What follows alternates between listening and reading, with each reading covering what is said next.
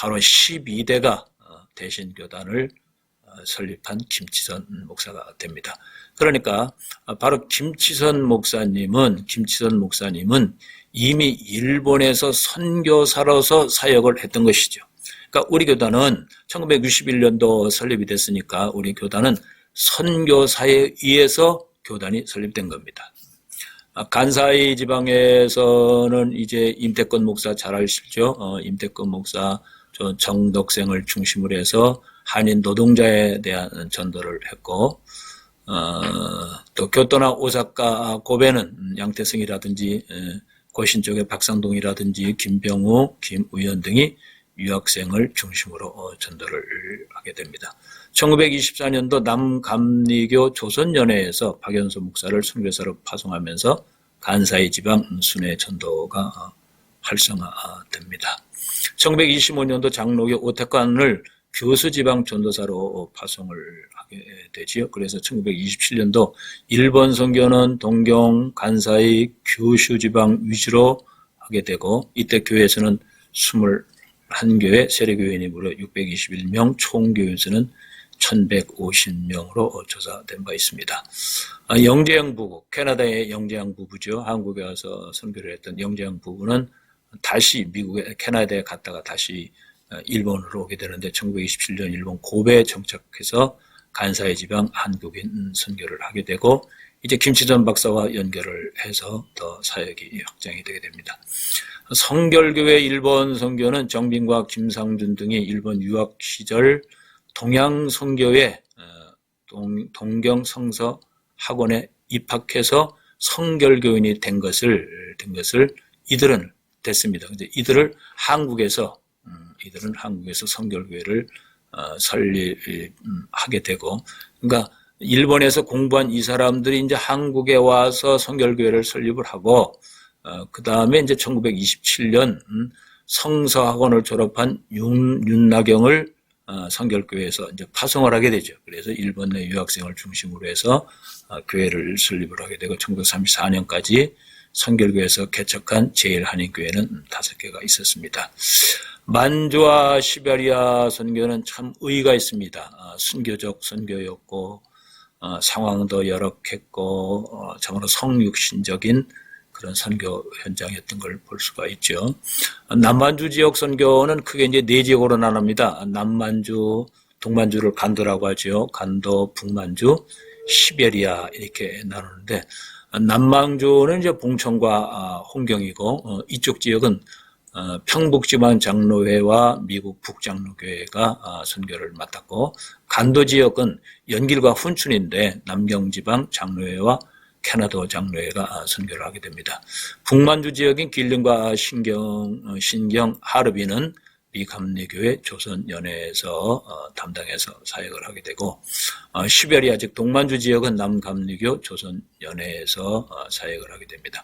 먼저 이제 남만주 선교를 보게 되면은, 남만주 최초 장로교회는 1898년에 설립된 이양자 교회가 1912년 장로교 총회가 조직된 후로 평양로에는 남북 만주 지역에 계속 선교사를 파송해서 22년까지 약 10명의 선교사를 파송하게 되고, 1921년에는 남만노회까지 조직을 하게 되고 전도의 활성화를 가지게 됩니다.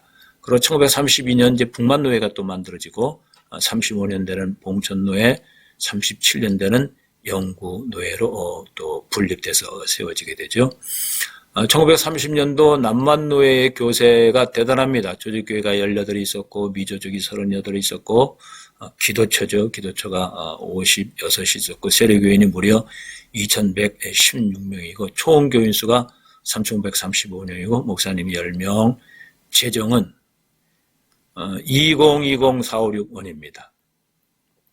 동만주 선교는 이제 캐나다 장로 선교회에서 주관을 해서 1906년 양무전자와 관제암의 교회를 설립을 하게 되죠.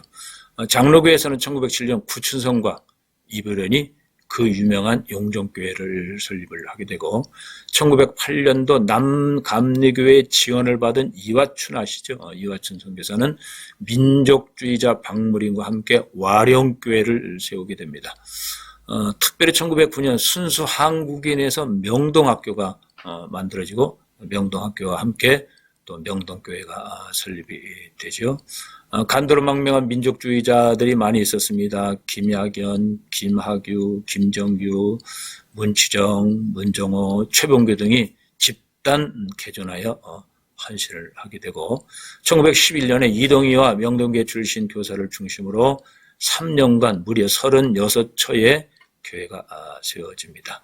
최초 민족운동의 단체인 연병교민회가 명동교회를 중심으로 해서 간민회로 개명을 한 다음에 3.1운동 직후에 국민회로 다시 개명을 하고 정착을 하고 바로 이 국민회가 군자금과 독립군을 양성하고 민족계몽 교육 등 한일 민족운동을 크게 진전시켰던 것입니다. 미 감리교회 북만주 선교는 1930년 이전에는 미 감리교회와 남 감리교회는 별도의 선교부를 조직해서 선교를 했습니다. 미 감리교 조선연회는 1910년도 손정도 아시죠? 손정도를 중국 선교사로 파송을 했고 손정도는 만주 한인 사회를 순회 전도하고 하다가 1921년 일경에 체포가 되고 전남 진도로 유배가 되고 그러므로 미 감리교 북만주 선교는 중단이 됩니다. 1918년 배영식을 다시 만주 선교사로 파송을 하게 되고 배영식은 하르빈과 시베리아 선교를 하게 되고 장충과 하르빈의 교회를 설립하게 되죠. 20만 교세에는 교회수가 32, 세례교인이 463명, 교인이 약 1353명이 됩니다. 1923년도 북장로교회와 남감리교회 선교지가 중복됨에 따라서 장로교와 감동교는 전도구역위원회를 열어서 선교구역을 확정하는 참 연합했던 것을 볼 수가 있습니다. 미 감리교회 만주선교는 여성 선교회사의 사역이 활발히 진행됐습니다. 이배사라든지 남경순이라든지 양우로다라든지 이런 여성들이 크게 만주에서 사역을 했던 것이 조사되고 있습니다. 남감리교회 시베리아 동만 선교는 우리가 주의 깊게 좀 봐야 됩니다. 1920년도 남감리의 조선연회는 시베리아 만주 선교를 정식 결의하고 바로 양주상과 정재덕을 목사로 파송하고 22년 5개 지방회의와 17개 구역회로 부흥해서 발전이 되고 24년에는 1908년부터 간도 사역을 한 이화춘 목사를 간도지방 관리자로 부임시키게 되죠. 그래서 교회 발전을 하고 3.1운동에 민족운동에 큰 역할을 하다가 러시아 공산주의로부터 핍박을 받는 사건이 1924년도에 있었습니다.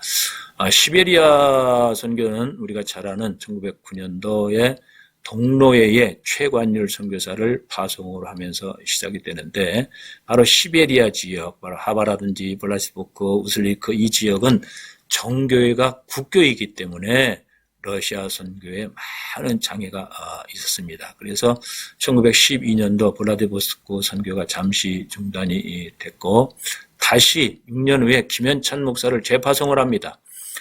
바로 3.1운동 직후에 시베리아 한인들이 많이 늘어나면서 교사도 확정하게 됐기 때문이죠.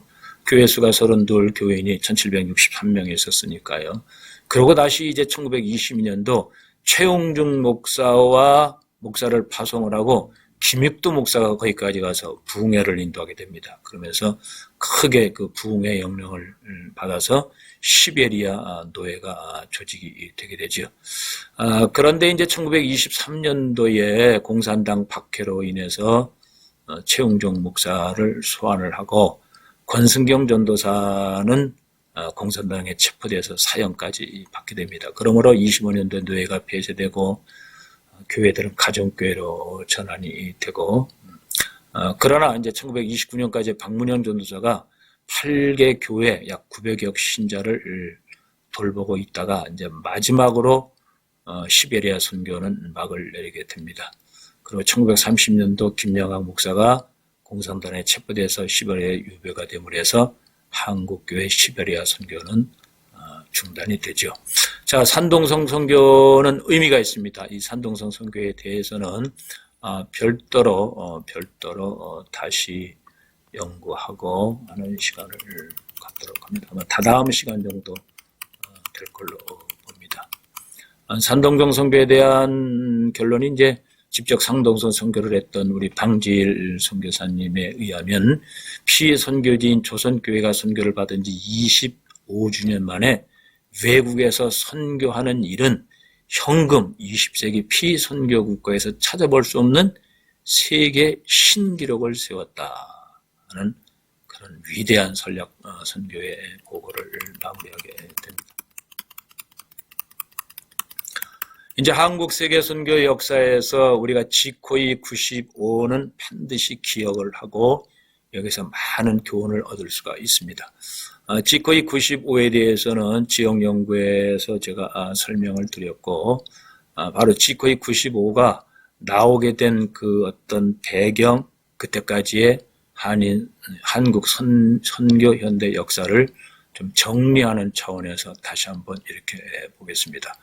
한국 선교의 변천은 방금 우리가 이렇게 조사를 했던 것처럼 1874년부터 1911년까지는 한인 디아스포라 선교 시대입니다. 존 러스가 1874년 중국과 조선 국경인 무역지대 고려문에서 처음 한국 선교 이웅찬을 만나서 선교 동역자로 세우고 성경 번역을 하고 또 여기에서 디아스포라 선교 출발점으로 보고 있는 것이고, 이 역사적 사실을 복음을 국내에서 받기 전에 나라 밖에서 흩어진 자민족 선교가 시작됐다 하고 역사적으로 이렇게 평가를 하게 되고, 특별히 1879년에 맥켄타이어에서 세례를 받는 일이 많이 있었습니다. 이러다가 1866년 대원군 시대부터 해서 84년 청일전쟁, 1903년 러일전쟁, 그리고 1910년 우리 공부할 때는 이제 일제강점기라고 하는 표현을 했는데 이시조선의 패망으로 망국의 민족이 되면서 조선을 떠나서 중국 대역으로 흩어진 백성들을 위한 자민족 전도를 통한 디아스포라 선교시대죠. 디아스포라 선교시대는 바로 자생적 평신도 전문인 자비량 선교가 주축을 이루었다. 방금 우리가 같이 봤던 것처럼 하와이라든지 미국 본토라든지 멕시코라든지 일본이라든지 간도라든지 시베리아에서 주로 자생적 평신도 전문인 자비량 선교사에 의해서 선교적 교회가 개척이 되고, 선교적 교회가 또 다른 선교를 하기 위해서 한국에서 선교하는 한국 교회가 이곳에 선교사와 목회자를 파송을 해서 한인 교포 선교가 계속됐던 것이죠.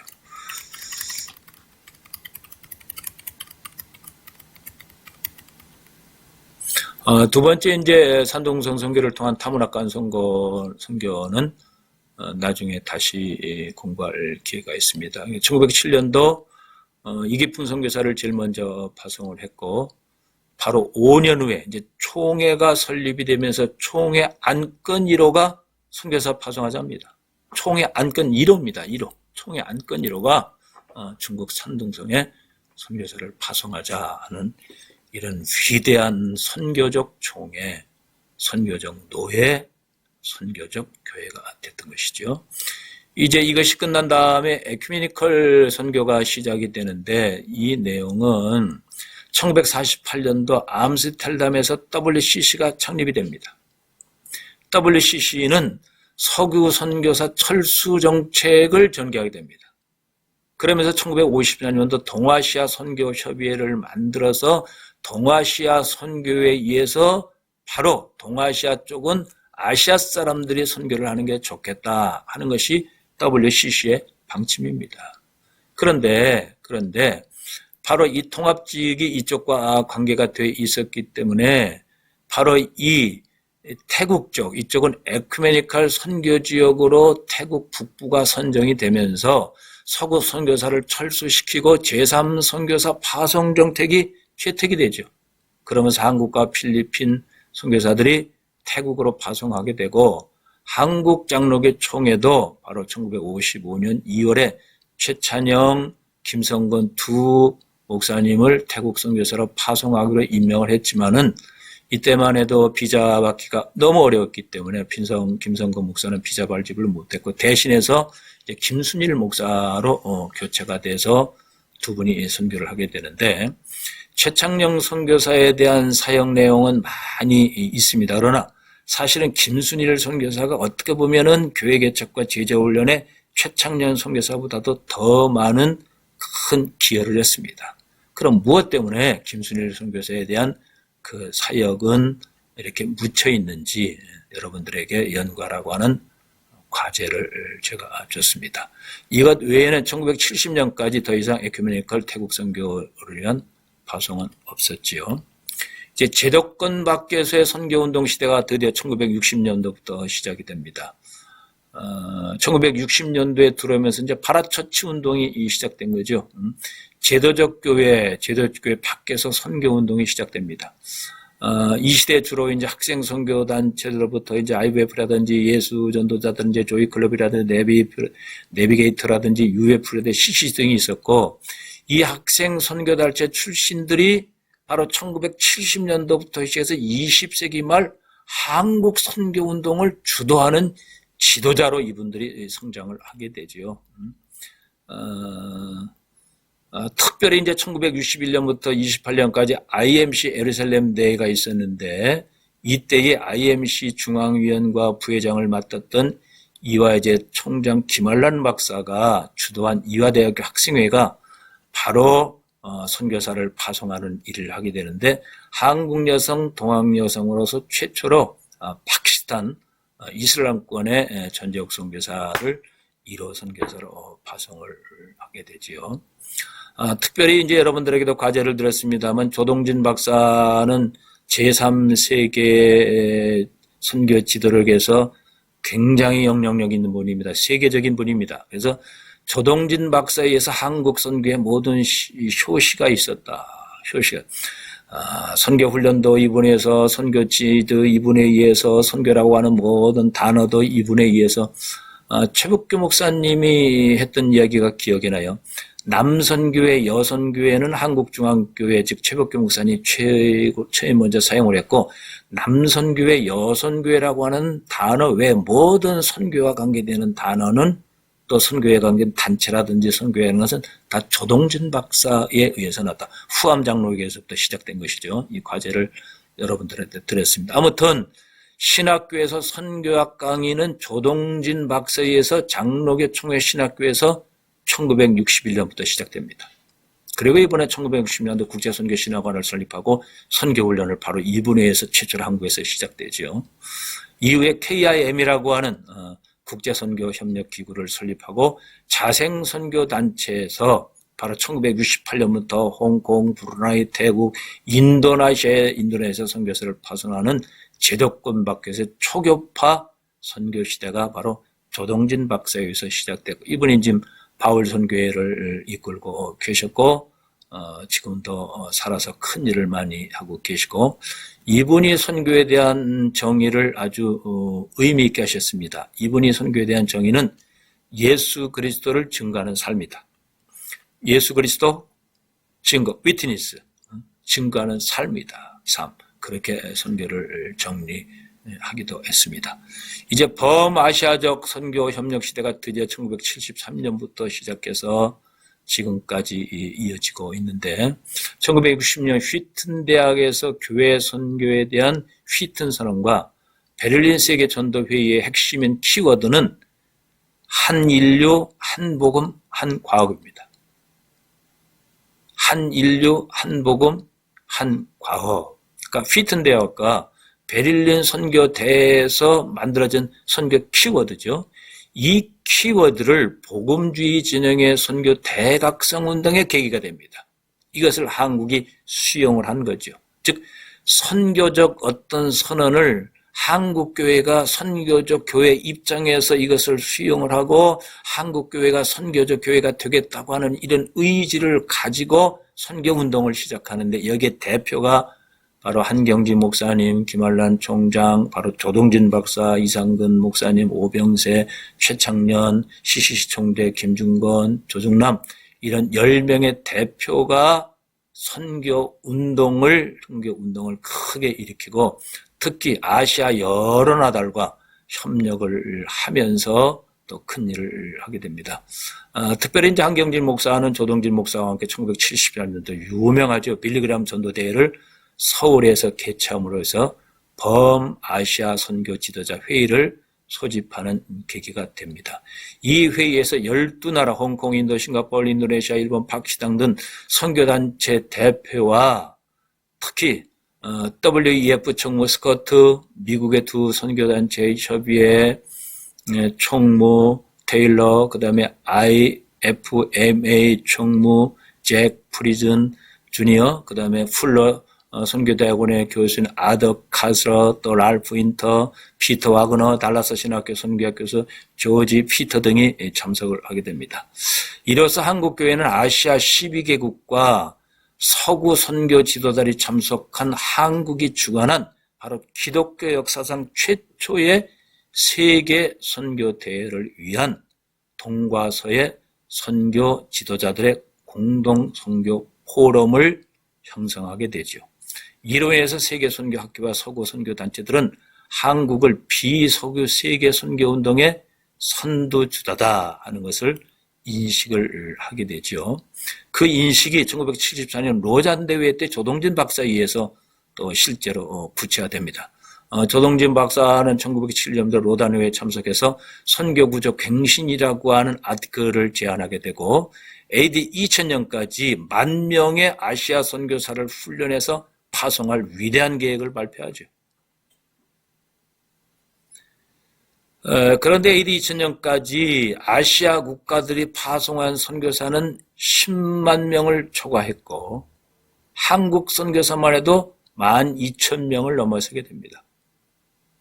그래서 이것을 조직하고 관리하고 연합해야 될 필요성을 느꼈기 때문에 1975년도 아시아 선교 협의회가 창립이 되고 서울에서 개최가 되면서 기독교 선교에 관한 서울 선언을 비서구 세계 선교 세력으로 중심이 한국이 있다 하는 것을 드러나게 되고 이런 계기에서 한국 선교는 폭발적 선경 시대를 맞이하게 됩니다.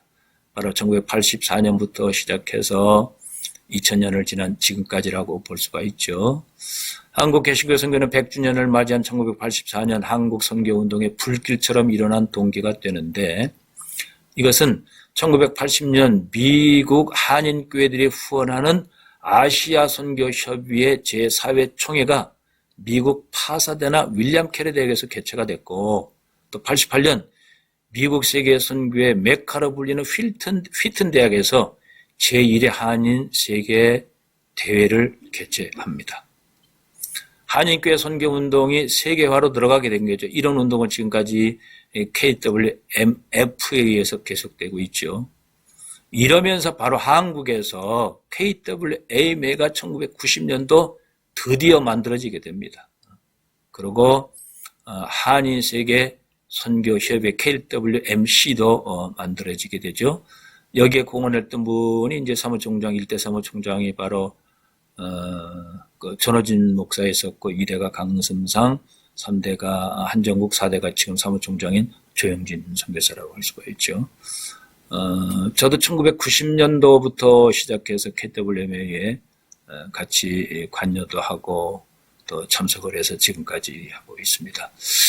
서구 선교단체들은 1970년까지만 해도 한국교회 서구단체와의 파트너십을 허용하지 않았습니다. 그러나 1980년도부터 시작해서 한국교회의 역량과 한국교회의 능력과 한국교회 재정을 보면서 거꾸로 OMF나 CM이나 웩 등이 오히려 서구단체들이 한국 선교사를 영입을 시작합니다. 그러면서 웩이라든지 CM이라든지 OMF라든지 오염의 리더까지 되게 되죠. 또 재정 분야까지 도움을 요청하게 됩니다. 제도권 밖에서 성장하던 선교운동은 제도권 교회 선교에 대한 각성을 주게 되죠. 교단의 각성을 줬다 이 뜻입니다. 그래서 교단 선교부도 급격히 선교사를 파송하는 그런 계기가 됩니다. 1973년도 12가정 24명 7개국에 썼는데 무려 7년 후에 90개국에 1645명을 파송을 하게 되고 2002년에는 1422명 164개국을 파송을 하면서 한국 10대 선교사 파송단체 중에서 6개가 교단 선교부죠. 이러한 한국 세계 선교의 폭발적 증가로 인해서 1995년 기독교 21세기 운동본부 국제위원회가 바로 지코이를 한국에서 개최해달라고 요청을 하고 한국은 바로 1995년 지코이를 한국에서 개최하게 됩니다. 그 다음이 중요합니다. 바로 세계선교 20세기를 마감하면서 AD 2000까지 템포리 창내에 존재하는 미전도 종족을 복음화시킴으로써 21세기를 맞이하자 하는 것이 지코이거든요. 그래서 1900년부터 해서 10년간 계속된 이 운동의 중간회가 1955년대예요. 이것을 지코이 1회 대회가 이제 서울에서 개최됐는데 한국 선교회는 이를 실천하기 위해서 전략회의를 개최하게 됩니다. 이것이 곧 앵코이예요. 그러니까 지코이에서 앵코이가 나온 거죠. 그런데 앵코이는 이미 우리는 1990년도 민족과 세계 복음화를 위해서 1990년도 1차 회의를 주관을 했습니다. 1995년도 지코이 할 때 이것을 앵코이 2로 이렇게 명명을 한 거죠. 그래서 지금 앵코이 3, 앵코이 4, 앵코이 5, 앵코이 7까지 진행이 됐죠. 그래서 KWMA 주관해서 2000년도에 사랑의 교회에서 앵코이 3, 그 다음에 2006년도, 2010년도, 2014년도, 바로 2년 전에 부산 수영록교회에서 앵코이 7이 개최가 돼서 한국교회는 명실공히 제3세계 선교를 주도하고 한국 세계 선교를 선두주자에서 지도하고 있는 큰 일을 감당하고 있다. 그리고 이제 1993년에 미전도 종족본부가 만들어지고 미전도 종족 입양본부에서 광범위한 이제 리서치라든지 전략회의를 하면서 이것이 다시 도시정보로 바뀌게 되고 지금 우리가 얘기하는 엄마로 바뀌게 되지요. 이런 쭉 과정을 거치게 됩니다.